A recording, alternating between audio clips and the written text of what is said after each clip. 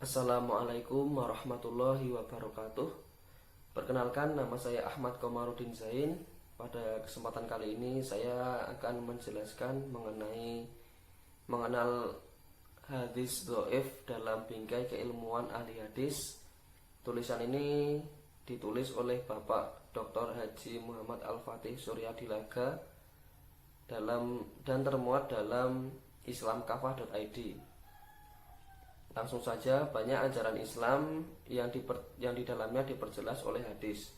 Di antaranya dalam pelaksanaan sholat maupun dalam pelaksanaan ibadah haji dijelaskan melalui Nabi Muhammad SAW, atau hal-hal lain yang membutuhkan penjelasan seperti ayat Al-Quran. Atas dasar di atas, ulama hadis melakukan kerja keras dalam melakukan penelitian terkait otentisitas hadis, yaitu dalam bentuk hadis yang dapat diterima dan dapat dijadikan sebagai hujah keagamaan. Selain itu, ulama hadis juga mengklasifikasikan berdasarkan kualitas dan kuantitas dalam hadis. Kerja ulama di atas dilakukan ketika Islam ada peristiwa fitnah al-kubro yang menjadikan Islam terpecah belah ke dalam beberapa kelompok yang masing-masing merasa benar. Mereka juga menggunakan hadis yang dibuat atau hadis maudhu atau hadis palsu yang tidak pernah disampaikan oleh Nabi Muhammad SAW. Hadis lemah tidak memenuhi kualitas hadis yang baik. Hadis mengalami transmisi yang panjang dari periwayat satu ke periwayat yang lain. Proses tersebut tidak saja melibatkan satu generasi di tingkat sahabat, melainkan beberapa generasi setelahnya sampai ulama hadis membukukan hadis tersebut. Biasanya semakin senior ulama hadis yang membukukan hadis, maka mata rantai transmisinya juga semakin pendek. Demikian juga Mukharij al-Hadis pada abad ke-3 dan ke-4 Hijriah akan lebih panjang daripada ulama di awal abad ke-2 Hijriah. Proses transmisi yang melibatkan banyak orang menjadikan hadis rentan dalam kualitasnya. Ulama hadis telah memberikan pemecahan dalam menilai kegiatan penerimaan dan penyampaian hadis dari satu orang ke orang yang lain dengan kaidah kesohihan rangkaiannya. Kaidah yang dibangun ulama hadis tidak ada hubungannya dengan situasi kondisi saat ini. Hal tersebut sebagaimana viral dalam beberapa hari ini yang menjelaskan hadis lemah atau dhaif menjadi sahih atau hasan. Ini pendapat yang aneh dan tidak ditemukan dalam kebiasaan ahli hadis. Hadis lemah biasanya tidak memenuhi derajat sahih. Hal tersebut bisa dalam hal adanya keterputusan sanad hadis. Selanjutnya, kualitas pribadi periwayat hadis dan kualitas hafalan yang dikenal dengan kedabitan. Ketiga hal ini menjadi syarat penting dalam hadis sahih yang tidak bisa terpenuhi dalam hadis dhaif.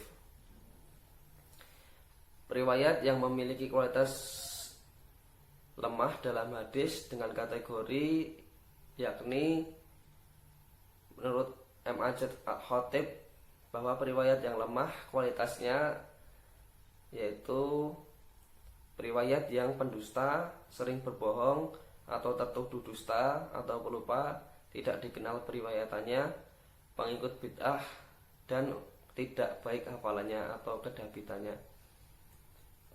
Pendapat di atas lebih banyak ke periwayat hadis dan kualitas hafalan atau kedabitan. Untuk syarat yang pertama yaitu ketersambungan sanad lebih dialamatkan kepada status perjumpaan di antara guru dan murid.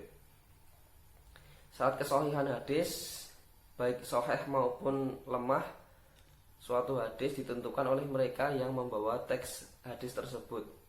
Sebuah hadis harus memenuhi syarat tertentu yang jumlahnya 5. Namun jika 3 hal pertama terpenuhi, maka syarat keempat dan kelima menjadi terpenuhi. Kelima syarat tersebut yakni adanya hubungan antara guru dan murid, penerima dan pemberi hadis. Istilah tersebut adalah tahamul wa al-a'do, sahabat, yaitu sahabat sebagai murid Nabi Muhammad harus pernah bertemu dengan Nabi Muhammad SAW. Demikian juga sahabat yang mendapatkan hadis sebagai murid Nabi Muhammad harus bertemu langsung dengan beliau. Syarat pertama ini dengan mudah dilihat dari kitab-kitab tentang rijal al-hadis. Kitab tersebut seperti Al-Isabah fi Tamyiz al-Salhabah untuk khusus nama periwayat di tingkat sahabat, atau periwayat yang umum seperti dalam kitab Tahzib al-Kamal fi Asma al-Rijal karya al-Mizi, atau kitab-kitab lain seperti kitab tingkatan periwayat dan tempat tinggal periwayat hadis. Melalui kajian dalam periwayat hadis dapat ditentukan kualitas hubungan guru dan murid lewat usia mereka, dan keduanya memungkinkan bertemu dan satu generasi. Jika hal tersebut belum ditemukan, hanya tahun wafat saja, maka dapat dilakukan dengan cara pengakuan salah satu dari mereka, baik guru maupun murid. Cara lain yang sering dilakukan adalah rekam jejak petualangan periwayat hadis itu sendiri. Mereka bisa terlacak di kamus seperti Mu'jam al-Buldon, atau terlihat melalui tempat tinggalnya atau baladu iqomah. Cara tersebut sudah tersusun rapi dalam menilai kualitas hubungan guru dan murid dalam periwayatan hadis. Kajian atas sanad sebagaimana langkah pertama keahlian seorang dalam memahami ilmu hadis, terutama dalam al-jar wa at-ta'dil, sangat penting. Dengan model tersebut tentu membutuhkan kualitas penguasaan bahasa Arab, penguasaan kitab-kitab dalam tradisi ahli hadis. Untuk tidak melakukan kegiatan yang rumit sebagaimana ulama ahli hadis lakukan di atas, dapat menggunakan hasil ijtihad ulama hadis sudah ada. Hal tersebut sebagaimana dapat diambil dalam kitab Sahih Bukhari dan Sahih Muslim. Kedua kitab hadis tersebut memuat hadis sahih lebih banyak dibandingkan kitab hadis lainnya, atau bisa menggunakan kitab hadis lain asalkan tidak sendirian. Hadis yang dijadikan pedoman tidak hanya diriwayatkan seseorang saja melalui satu jalur saja seperti dalam kitab Sunan Ibnu Majah. Hal tersebut telah disepakati bahwa hadis yang sendirian tanpa adanya periwayat lain adalah dhaif atau lemah. Perubahan status dhaif yakni hadis lemah bisa meningkat kualitasnya asalkan hadis tersebut tidak sendirian atau ada periwayat lain yang mendukungnya. Hal tersebut dicontohkan dalam beberapa kitab ulumul al-hadis, bahwa tidak mungkin hadis yang sendirian dan tidak ada pendukung hadis lainnya meningkat ke derajat yang lebih tinggi.